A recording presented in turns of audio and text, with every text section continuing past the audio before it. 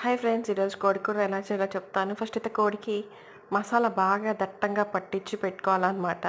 తర్వాత ఆనియన్స్ వేసేసి అందులో పచ్చిమిర్చి, అల్లం వెల్లుల్లి గడ్డ కచ్చా పిచ్చగా దంచి వేసి బాగా ఫ్రై చేసుకోవాలి. చూడండి, కోడి కూర అయితే మంచి మసాలా పట్టుంది.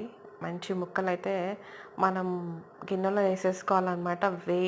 మంచిగా ఉడకాలన్నమాట. అల్లం వెల్లుల్లి పేస్ట్ వేసాం కదా అని బాగా ఉడకబెట్టేసేసుకొని చూడండి పొగలు ఎలా వస్తున్నాయో ఆ విధంగా అయితే పొగలు అయితే రావాలి.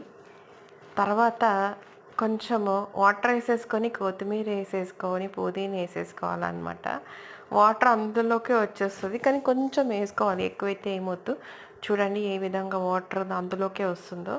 సో కొత్తిమీర పుదీనా వేసేసుకున్న తర్వాత లాస్ట్కి మసాలా వేసుకొని దింపేసుకుంటే ఉంటుంది కదా, ఇంకా మామూలు టేస్ట్ ఉండదు అనమాట.